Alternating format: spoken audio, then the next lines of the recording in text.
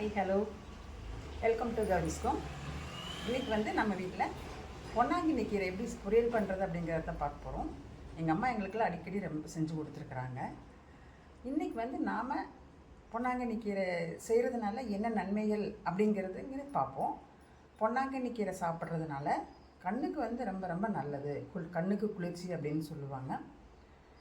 உடம்பு சூடு இருக்கிறவங்க, ஐடியில் வேலை செய்கிறவங்க, அவங்களுக்கு எல்லாமே கண்டிப்பாக பொன்னாங்கண்ணி கீரை செஞ்சு கொடுங்க. இன்றைக்கி நான் அதை எப்படி செய்கிறது அப்படிங்கிறத பார்ப்போம். ஏதாவது சொல்லணும் அப்படின்னா எனக்கு கமெண்ட் பண்ணி சொல்லுங்கள். அப்போ கௌரிஸ்கோம் சேனலை சப்ஸ்கிரைப் பண்ணிவிட்டு பாருங்கள். வாங்க எப்படி செய்கிறதுங்கிறத பார்ப்போம். இப்போ ஸ்டவ் பற்ற வச்சு தேவையான அளவு எண்ணெய் ஊற்றிருக்கிறேன்.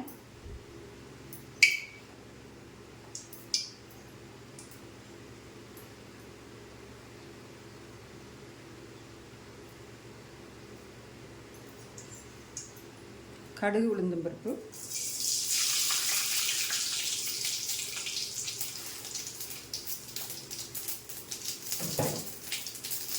கொஞ்சம் கடலைப்பருப்பு,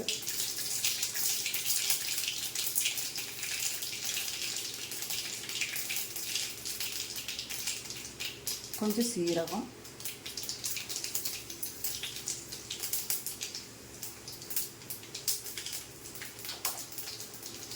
ஒரு 2 பல்லு பூண்டு, பெரிய பல்லாக இருந்தால் 2, சின்ன பல்லாக இருந்தால் ஒரு 4,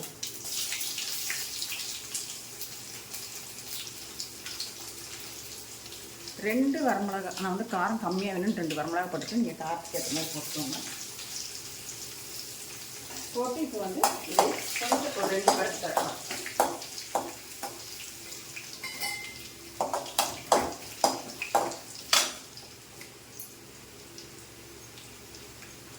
இப்போ வெங்காயத்தை போடுறேன்.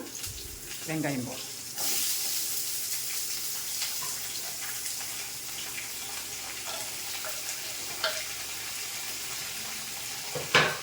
வெங்காயம் வந்து ஒரு பெரிய வெங்காயமாக ஒரு வெங்காயம், மலை வெங்காயமாக ஒன்று கட் பண்ணியிருக்கேன். நீங்கள் சின்ன வெங்காயமும் கட் பண்ணி போட்டுக்கலாம்.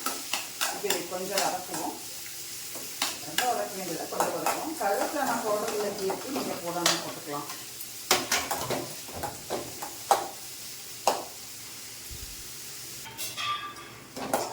வெங்காயம் இந்த அளவுக்கு வறுபட்டுச்சு, வதக்கி வச்சு இப்போ நம்ம கீரையை போடலாம்.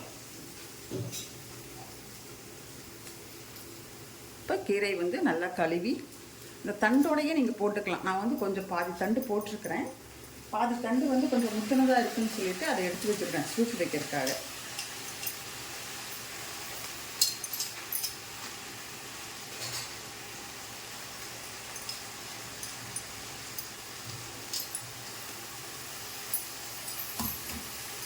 போட்டு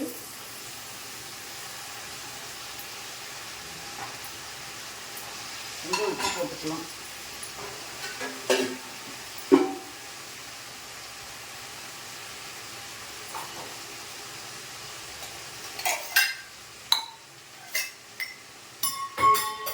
கீரைக்கு வந்து லைட்டாக தான் உப்பு போடணும். இப்போ கடைசியில் பார்த்து போட்டுக்கலாம்.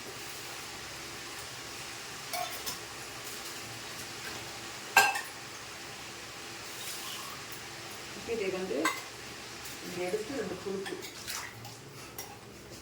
கீழே கட்ட வெங்காயம் எல்லாம் மேலே வந்துடும்.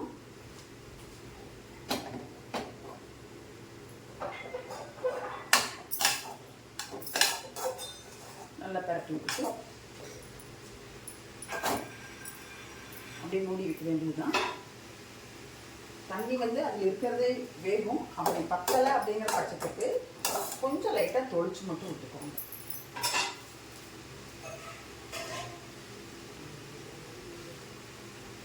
தொளிச்சு விட்றேன். அப்புறம் பார்ப்போம். மூடி வச்சிடலாம். கொஞ்சம் சிம்மில் வச்சுருக்கேன் ஸ்டவ்வை.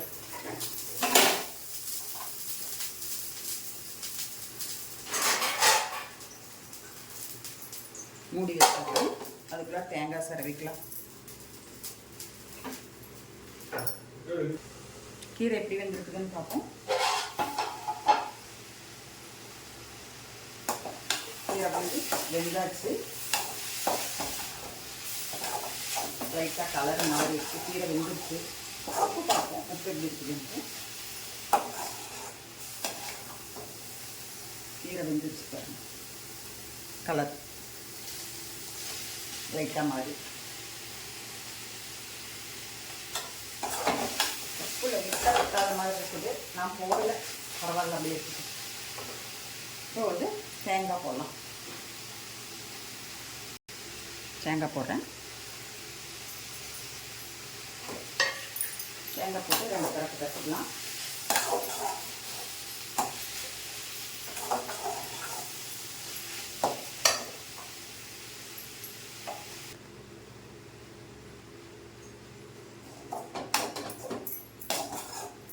இப்போ வந்து பொன்னாங்கண்ணி கீரை ஆயிடுச்சு.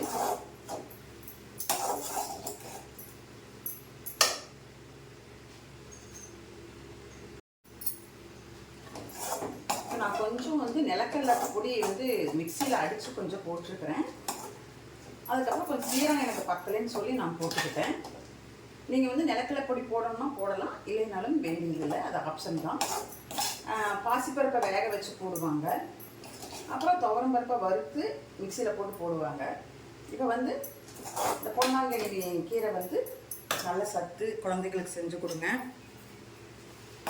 பெரியவங்களுக்கு செஞ்சு சாப்பிடுங்க, ஐடி ஒர்க்கில் பண்ணுறவங்கெல்லாம் சாப்பிடுங்க. உடம்பு சூட்டை தணிக்கக்கூடியது, கண்ணுக்கு குளிர்ச்சி. வந்து இந்த கீரை வந்து நான் உங்களுக்கு செய்து காமித்த விதம் பிடிச்சிருக்குது அப்படின்னாலும் எனக்கு லைக் பண்ணுங்கள், ஷேர் பண்ணுங்கள், கமெண்ட் பண்ணுங்கள். அப்படியே கௌரிஸ் ஹோம் சேனலை சப்ஸ்கிரைப் பண்ணிவிட்டு பாருங்கள்.